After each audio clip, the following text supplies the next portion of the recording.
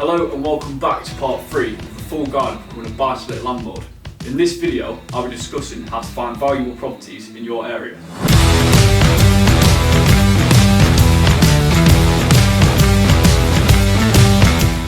There's loads of different strategies that work well in loads of different locations, but in my experience, it's more effective to choose and focus on one area that you're looking to invest in and one strategy you're looking to use. And this will be completely dependent on your long-term vision and what you want to build in the next 10 to 20 years within your investment portfolio. Each area has its strengths and weaknesses depending on the strategy you're looking to use, but buying and adding value to property is achievable in any area. For me personally, I invest where I live in Lincoln as I manage all my properties, and I genuinely think this is one of the best cities to invest in right now. But the area you choose is up to you. I'd suggest narrowing down on one area and becoming the expert in that location rather than just picking any random property. Once you've picked an area, I'd recommend spending a few weeks researching which streets are up and coming and which areas to avoid. One thing that I did when researching an area is I'd walk down streets day and night to get an idea of what the area was like, and spoke to the local people on these streets to get an idea of their perspective on the area. Here's a checklist of things that I look for when finding a good long-term investment for my strategy, buy, refurbish, refinance. The first thing that I look for when looking to properties to buy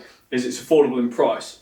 So you need to find the middle ground in your area, i.e. not too cheap and not too expensive. If the property is too cheap, then you're more likely to have a bad tenant who is more likely to cause you more problems, more voids and more maintenance. On the other end of the spectrum, you've got properties that are too expensive, which means a much lower return on investment, and actually it's harder to get mortgages on because of the rental coverage. I'll also make sure that the properties that I'm buying are below their true market value. So the property that you're buying has a lower purchase price than the properties on the street that it's sold. I'll go more into this in the next video. The next part of my strategy is making sure that I can add value to the property. So can I install a new kitchen and bathroom? Can I add another bedroom? Can I add another parking space? The next thing I'm interested in is capital appreciation. So has your area got purchase and rental demand? So what you can do is speak to a local letting agent and ask what the waiting time is for properties. And with that, there's good return on investment, but I'll go more into that next video. Another thing I'd recommend is investing in urban areas. Towns or cities with 50,000 people plus is a good rule of thumb, because you'll have a decent amount of rental and purchase demand. The next thing that I'm going to research is developments in the area, as there'll be more of an incentive for a population increase, as there'll be more developments, more money and more employers. A good thing to check is a council's local plan, as they'll be able to tell you exactly what they plan to do in the next 10 to 15 years. And finally, as we said earlier with Street Check, I'm going to be checking the types of people there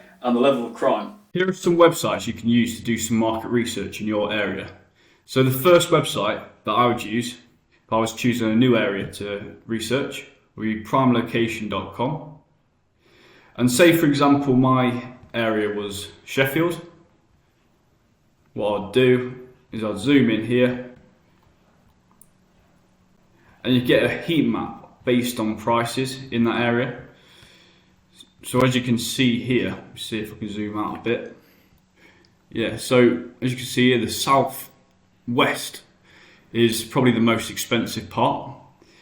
You've got some parts in the north as well that have got the red expensive parts as well. Yeah, so you can see 3.3 million. But it'll give you a general idea of the streets and how much areas cost. So this is a really good insight if you're completely new to an area and not sure what sort of price range an area will be. But as you can see here, got it's in the hundreds to 200s region, which is good to know straight away because that would work for my strategy, BRR. So what I'd do then is then go to Rightmove, and I'd want to be individually researching the streets in Sheffield. So let's have a look. Sheffield, and for my strategy it would be this area only, be 90 to 160,000, 2 to 3 beds, property type would be houses, finding properties. So I'd normally look for semi-detached or terraced for my strategy, so I'd click that. Go on to maps, and I want to get an idea of the streets here in Sheffield, so I'll click around. Let's get an example that we can use. Oh, go back.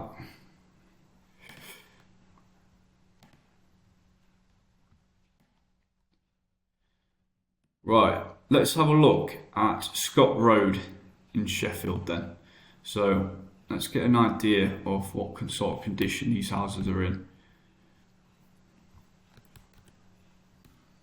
Yeah, it's probably at the low end, do with a bit of a light refurb to get up to spec, but not too bad really. So what I'd do then is I'd copy and paste Scott Road and then head over to Street Check. On Street Check, let's find the street or the road. What you can do is basically look at the people, the housing, the culture, employment, crime in that area or on that road.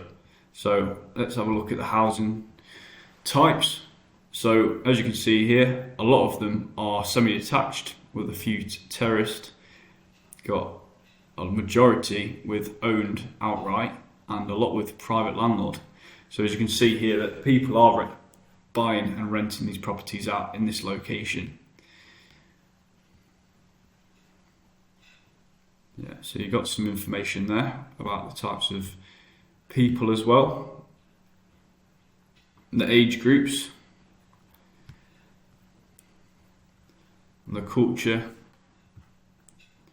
length of residency, religion.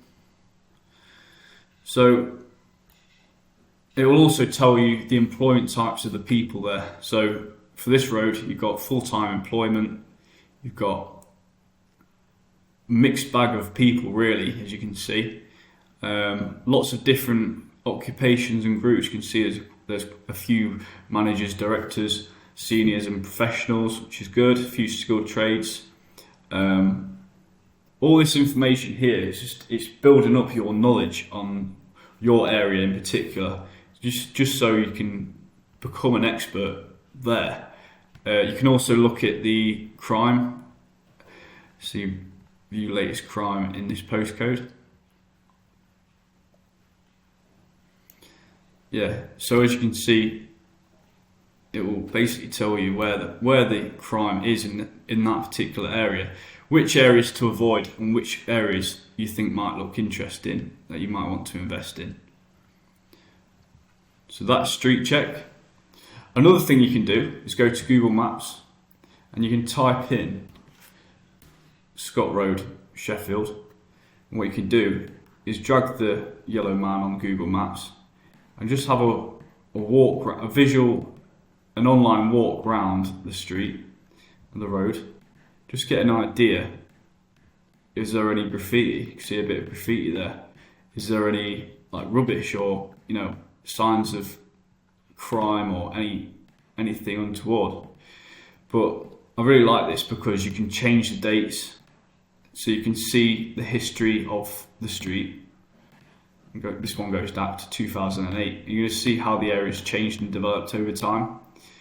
Really good tool, to be fair. If you don't have time to actually go and view the property and view the street or the road, it's this is as close as you can get to actually seeing it with your own eyes. Thanks for watching today, guys. In the next video, I'll be showing you exactly how I value properties before I buy them. So if you're interested in seeing that, click like and subscribe and that bell notification, and I'll see you next time.